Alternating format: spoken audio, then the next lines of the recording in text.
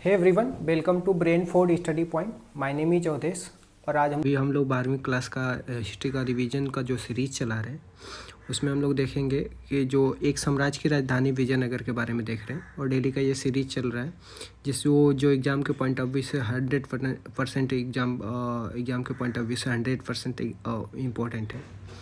तो विजयनगर एम्पायर के बारे में जब हम बात करते हैं तो ये कुछ राज्यों में फैला हुआ है, जैसे आपका आंध्रा में, तमिल में, तेलुगु और कर्नाटक, केरला, इन राज्यों में फैला हुआ है। ठीक, विजयनगर के कमलमपुरम जलाशय एक हौज का महत्वपूर्ण बताइए। तो इस हौज में से पानी इस हौज के पानी से खेतों का सिंचाई किया जाता था, राजकीय केंद्र में जल की आवश्यकताओं को पूरा किया जाता था।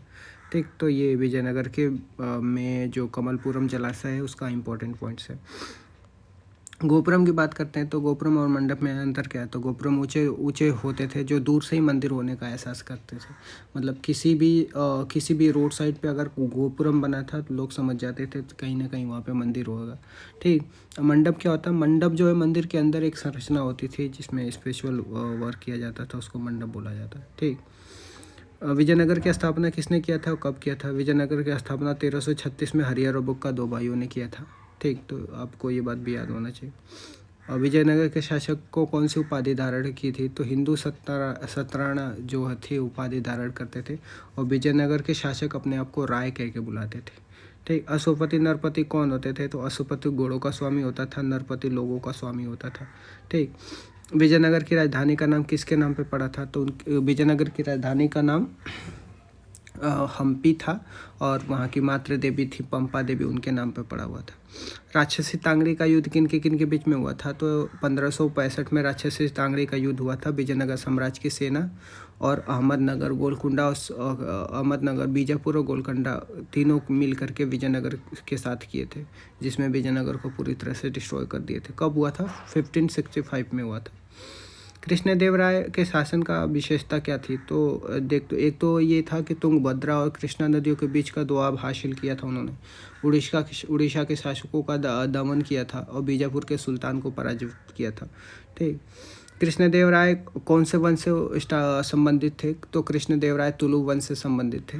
ठीक, क्योंकि संगम, सुलु, तुलु, अरावंदु ये 4 वंश थे विजयनगर में। ठीक, यवन राज्य की स्थापना करने के विरुद्ध किसने और क्यों धारण किया और कोई अंतर? तो कृष्णदेवराय ने सल्तनतों में सत्ता के कई दावेदारों का समर्थन किया और यवन राज्य की स्थापना करने के विरुद्ध धारण करके गौरव का महसूस किया। अब विजयनगर के शासक को ने शक्तिशाली सेना रखी थी। हाँ, रखी थी क्योंकि दक्कन के सल्तनतों ने शासक के आक्रमण में से साम्राज्य की रक्षा कर सके। विजयनगर और दक्कन के सुल्तानों के बीच में लगातार संघर्ष का कारण क्या था? क्योंकि राजनीतिक, सांस्कृतिक और आर्थिक ये तीनों ही कारण था। ठीक, अमर नायक कौन होते थे? तो इसके बारे में गलत पूछ रहा था। एक्चुअली अमर नायक कौन होते थे? वे शासक तथा प्रभावी सैनिक शक्ति प्रदान करते थे।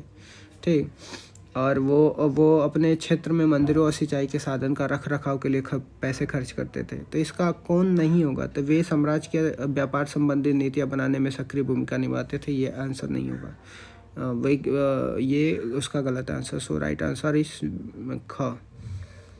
कृष्णदेवराय द्वारा लिखी गई कृति का नाम क्या है? तो उसका नाम अमुक्तमाल्यद है। ठीक, विजयनगर साम्राज्य पर कितने वंशों ने शासन किया था? तो मैंने बताया था 4 वंशों। कौन कौन? Sangama, Saluva, Tuluva, Aravidu, these are the 4 वंशेज who ruled over the Vijayanagara empire. ठीक, कृष्णदेवराय का टाइम पीरियड कब से कब तक माना जाता है? तो इनका टाइम पीरियड 1509 से 1529 के बीच तक माना जाता है। ठीक, तो right option is B. Vijayanagar साम्राज्य ने कृषि को प्रोत्साहित कैसे किया था? ठीक, तो इसका आंसर आप you will give me answer of this question. Krishnadevaraya से संबंध में कौन सा असत्य है? तो उन्होंने कभी बलि प्रथा पर रोक नहीं लगाई थी।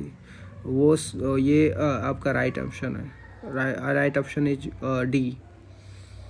इसको सुमेलित करना है तो अब्दुल रज्जाक किसके बारे में वर्णन करता है? विजयनगर की किलाबंदी, मतलब पहले का बी होगा। डोमिनिगो पेस कृष्णदेवराय का वर्णन करता है। फानुआनुज किसके? विजयनगर के बाजार में बिकने वाले मांस का विवरण करता है।